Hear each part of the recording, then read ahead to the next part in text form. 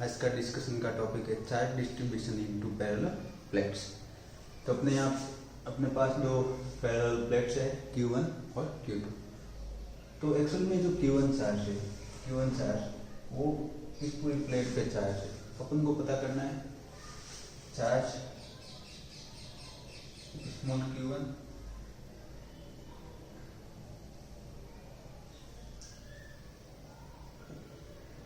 Small Q2 small Q3 and small Q4। तो अपन को total charge पता है। अपन को पता करना है कि इस साइड में कितना चार्ज है, इस साइड में कितना चार्ज है, इस साइड में कितना चार्ज है और इस साइड में कितना चार्ज है। ये डिस्ट्रीब्यूशन अपन को पता है। इस प्रॉब्लम को डिस्कस करने से पहले अपन पता करेंगे कि जब सिर्फ खाली एक प्लेट है, सिंगल प्लेट में चार्ज डिस्ट्रीब्यूशन किस तरह से होगा। तो जैसे कि simple plate, single plate, okay. तो सिंगल प्लेट है, चार्ज Q है, ठीक है। तो Q चार्ज है तो यूनिफॉर्मली डिस्ट्रीब्यूट हो जाएंगे।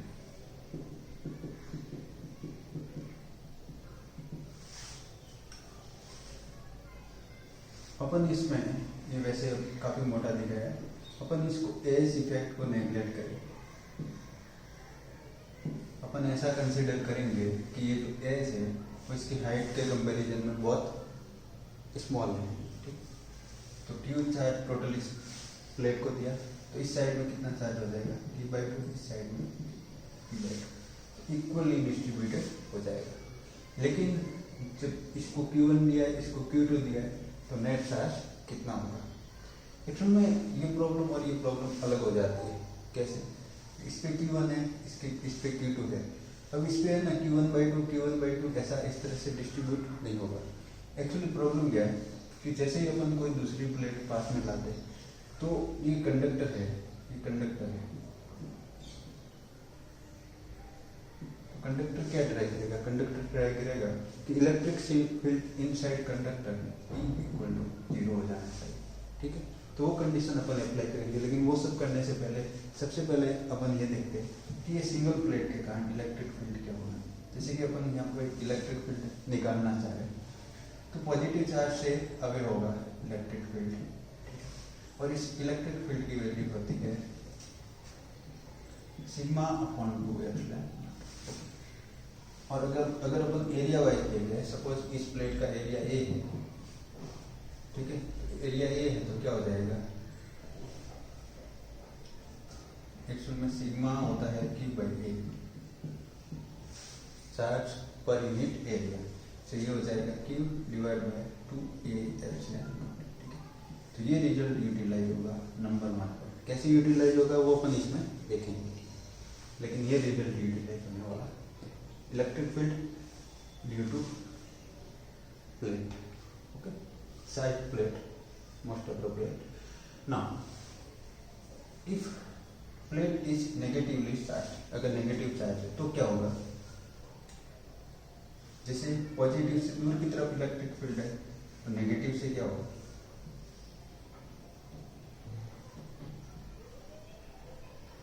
जैसे -Q चार्ज दे दिया,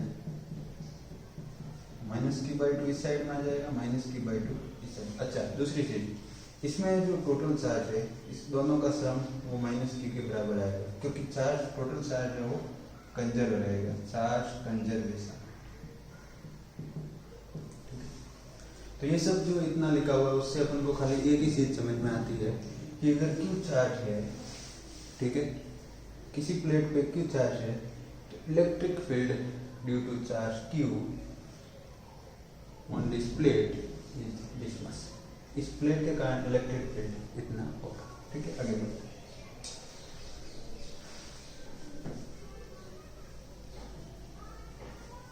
ये पहले चीज को नोट कर सकते हैं, electric field due to parallel plate. So point we can note is E = σ/2 ε0 और σ/2 Q ε0, okay. It may be positive or negative, it is valid for both. So if it is negative, then sign will be negative. So ultimately sign will take care of direction. Okay. Now second thing, it is first point. We can write appropriate first point. All these results will be utilized when we will discuss three plate, earthing and sorted by some wire. So all these results will be utilized. So it is time. Second point, electric field inside conductor is always zero, no exception. Okay, इसका कोई अपवाद नहीं है कि conductor के अंदर जो electric field है वो जीरो नहीं होगा, ऑलवेज जीरो होगा। तो कंडक्टर के इनसाइड कंडक्टर, जैसे कि यहाँ पे कंडक्टर की बात है, तो कंडक्टर को मैं अगर ऐसे एरिया से दर्शा रहा हूँ तो कंडक्टर के अंदर ये जीरो इलेक्ट्रिक फील्ड वाला रीजन, ठीक है। तो कंडक्टर के अंदर इनसाइड में इलेक्ट्रिक फील्ड है वो जीरो, ठीक है। 2 पॉइंट क्लियर हो जाने से तो अपन आगे बढ़ सकते, ठीक है। अब अपन क्या करेंगे, एक पॉइंट लेंगे यहाँ पे ए, एक पॉइंट लेंगे यहाँ पे, ठीक है। अब पॉइंट ए और पॉइंट बी, अपन क्या करेंगे, electric field at point A is equal to, point A पे इलेक्ट्रिक फील्ड जीरो है। जीरो क्यों है, क्योंकि जो ये रीजन है ये पूरा कंडक्टिंग रीजन है और इस कंडक्टिंग रीजन में कहीं भी इलेक्ट्रिक फील्ड की वैल्यू जीरो हो। अब इलेक्ट्रिक फील्ड जीरो है और इलेक्ट्रिक फील्ड कैलकुलेट कैसे करते हैं, इस तरह से कैलकुलेट करते हैं, ठीक है। हाँ, सबसे पहले ए की वैल्यू निकालनी और उसको जीरो के इक्वल, हाँ ए इक्वल। अब यहाँ पे इलेक्ट्रिक फील्ड निकालना है, ठीक है। अपने पास चार्ज कितने, 1 2 3 4 चार्ज है, ठीक है।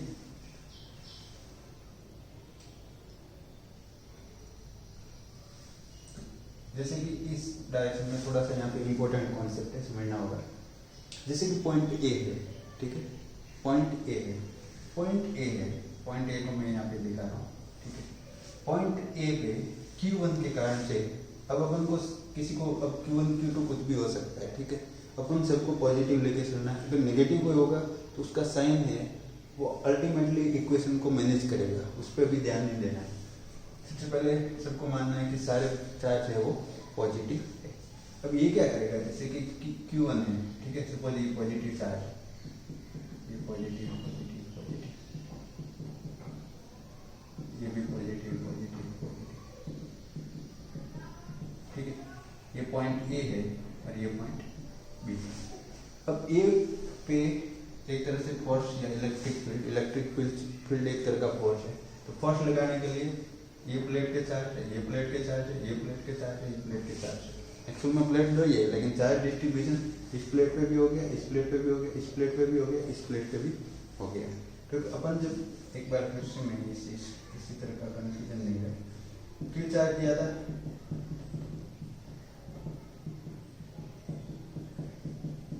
तो एक्चुअल में इस साइड में जो इलेक्ट्रिक फील्ड था वो खाली इसी के कारण था, चार्ज के कारण से इलेक्ट्रिक फील्ड, ठीक। तो इस तरह से अपन को ये जब यहाँ पे इलेक्ट्रिक फील्ड कैलकुलेट करना है, ठीक है, तो अपन को क्या देखना होगा कि ये net electric field due to this and due to this, तो नेट इलेक्ट्रिक फील्ड क्या होगा, जीरो होगा, क्योंकि इसके कारण से ये पॉजिटिव इस डायरेक्शन में जाएगा और ये पॉजिटिव इस डायरेक्शन में जाएगा, दोनों एक दूसरे के अपोजिट होंगे। Electric field inside this is zero, ठीक है। इसमें डाउट नहीं है।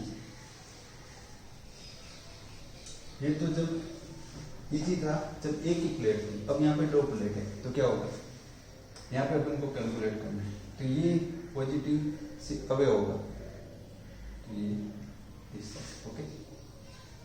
कोई भी अवे है, कोई भी अपोजिट साइड मान, ये पॉजिटिव से अवे, ये पॉजिटिव क्या करेगा इस साइड में, ये पॉजिटिव इस साइड में, ये पॉजिटिव इस साइड में। इसका मतलब एक फील्ड है वो इस डायरेक्शन में रहेगा, बाकी तीनों फील्ड अपोजिट डायरेक्शन में रहेंगे। तो इसके कारण से सपोज ये फील्ड पॉजिटिव मानते हैं, सपोज ये पॉजिटिव डायरेक्शन पे पॉजिटिव फील्ड मानते हैं, ये तीनों फील्ड क्या हो जाएंगे, नेगेटिव। तो E A is equal to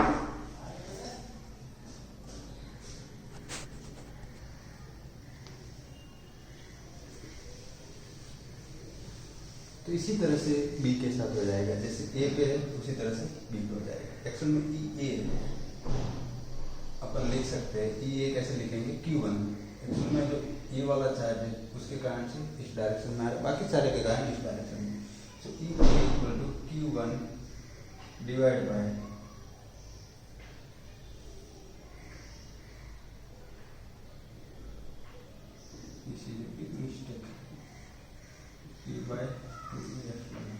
so Q1 please correct this was mistake 2a epsilon naught minus Q2 by 2a epsilon naught a is equal minus Q3 by 2a epsilon naught minus Q4 divided by 2a epsilon naught. Now this will be equal to 0. Now this means Q1 equal to Q2 plus Q3 plus Q4. Okay?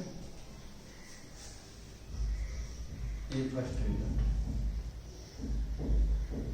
अब अपन दूसरे तरीके से देखते हैं B में क्या होगा। B में क्या होगा, जैसे इसके कारण से इस डायरेक्शन में हो जाएगा, बाकी सबके कारण से इससे दूर और ये वाला इससे भी, ठीक है। तो ये बी पे ये तीन नेगेटिव डायरेक्शन में, और कोई भी एक नेगेटिव पॉजिटिव रिजल्ट सेम ही आना है। उसके बाद ई बी इक्वल टू, जैसे Q4 के कारण अपन इस डायरेक्शन में नेगेटिव मान दें, तो negative minus Q4 divide by 2a epsilon not plus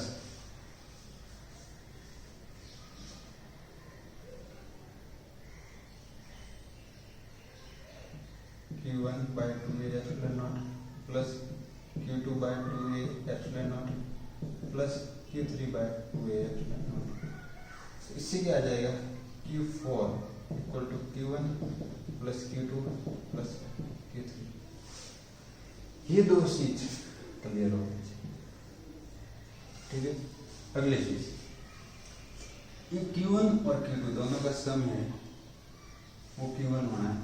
तो ये Q2, सपोज ये Q2 है तो ये Q1 क्या हो जाएगा, Q1 माइनस Q2, ठीक है। इसी तरह से ये अगर Q3 है तो इसको Q4 क्या हो जाएगा, Q2 माइनस Q3। ये इसकी वैल्यू यहाँ पे पुट करो, इसकी वैल्यू यहाँ पे पुट करने पे क्या आएगा,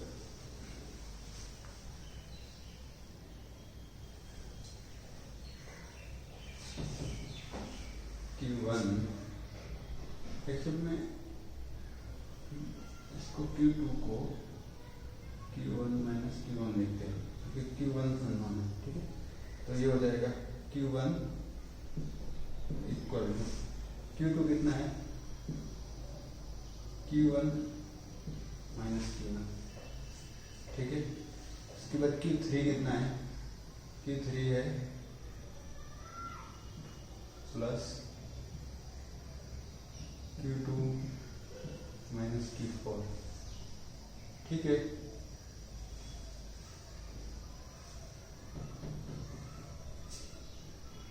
और minus Q4, I think it's so, plus Q4, हाँ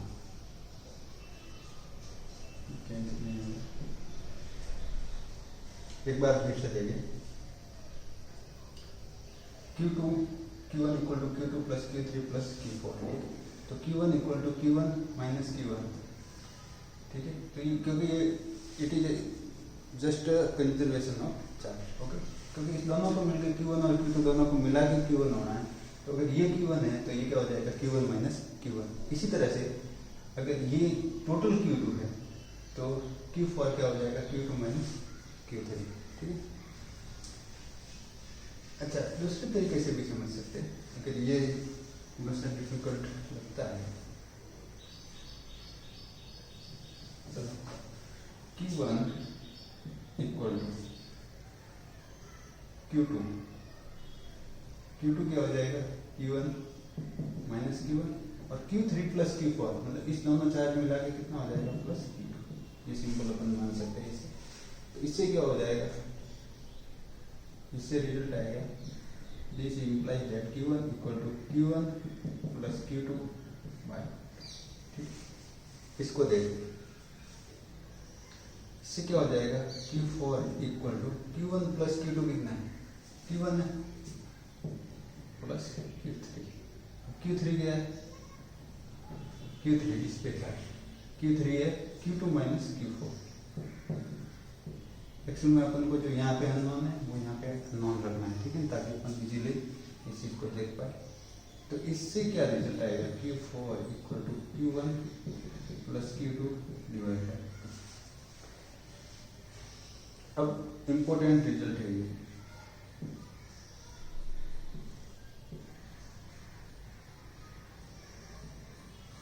बाकी सारा रब करना पड़ेगा, स्पेस लिमिटेड है।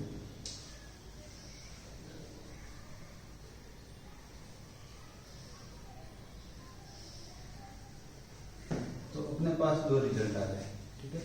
रिजल्ट में क्या आया Q1 equal to Q1 minus Q2, Q1 plus Q2 sorry, और Q4 क्या है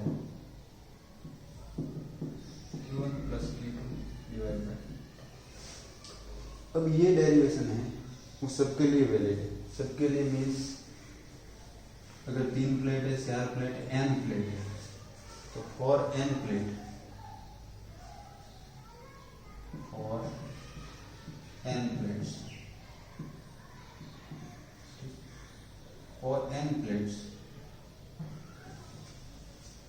Q1 इक्वल टू, Q1 का मतलब होता है सबसे लेफ्ट मोस्ट प्लेट की बात कर रहे हैं या आउटर प्लेट्स की बात कर रहे हैं। Q1 equal to Qn equal to Q1 plus Q2 plus Qn divided by, this is 2 not n, okay, so this result will hold for n plates। तो अपन ने कितना टाइम लगाया, उसका बेनिफिट ये है कि अपन ने डेराइव कर लिया। अब अगर 3 से 3 4 जितनी भी प्लेट्स होगी अपन को ये बार बार डेराइव करना नहीं पड़ेगा, ठीक है। ये अपने एक यूनिक रिजल्ट हो गया पहली चीज। अब अपने पास 2 चार्ज बाकी रहे, ठीक है। Q2 क्या हो जाएगा, ये पहला रिजल्ट हो गया।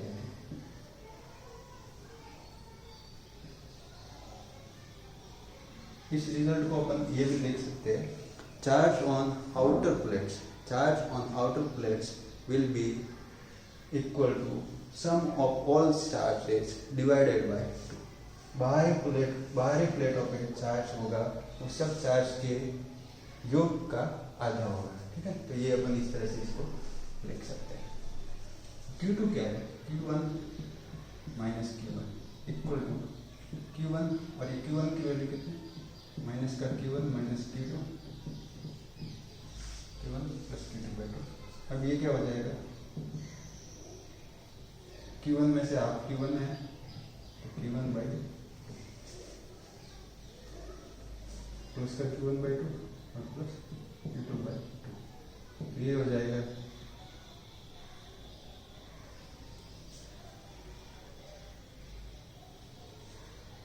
नेगेटिव है Q1 माइनस Q2 बाई 2। इसको याद नहीं करना, ये जहाँ रिजल्ट जो ऐसे रिजल्ट है जो सब केस में वैलिड होंगे वो रिजल्ट मैं बता दूंगा। उसके बाद क्यूब, स्टार्टिंग में इसमें ज़्यादा लेबर होगा। अपन अब ये रिजल्ट डराइव हो गया, अब 3 प्लेट में बहुत कम टाइम लगने वाला है। इसके बाद आगे है Q3, Q3 equal to Q4 minus Q1 equal to Q, it's not Q4, Q2, so Q2 minus Q4, okay, now it's minus Q1 minus Q2 by equal to क्या हो जाएगा, Q2 माइनस Q1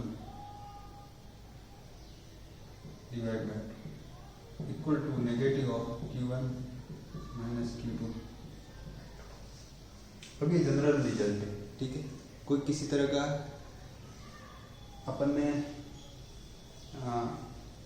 ऐसा logic apply नहीं किया कि जिसके कारण से कि ये जैसे सॉर्टिंग करेंगे, अर्थिंग करेंगे, तब भी ये रिजल्ट वैलिड है। इसका मतलब Q2 equal to minus of Q3। तो ये प्रॉब्लम अपनी पूरी इस तरह से पूरी सॉल्व हो गई है। Q1 की वैल्यू आ गई, Q1 की वैल्यू आ गई, Q4 की वैल्यू आ गई और Q2 Q3 की वैल्यू आ गई, जो एक दूसरे के नेगेटिव है ये। तो इस तरह से ये पूरी प्रॉब्लम सॉल्व हो गई। तो अपन को यहाँ से दो चीज़ें ध्यान रखने का। सबसे पहले चीज़ ये है कि जो आउटर प्लेट है, जो आउटर प्लेट है उस पर जो चार्जेस है वो इक्वल होगा और वो सबको अपन सम करेंगे, उसका हाफ होगा। दूसरी चीज़ जो इनर प्लेट्स है, जैसे कि ये जो चार्जेस है, ये चार्ज एक दूसरे के इक्वल होंगे और अपोजिट होंगे। ये x है तो ये माइनस x होगा। अब अपन नेक्स्ट लेक्चर में देखेंगे कि अगर एक साइड को अर्थ कर देते हैं तो क्या होता है। ठीक है, तो अभी इसमें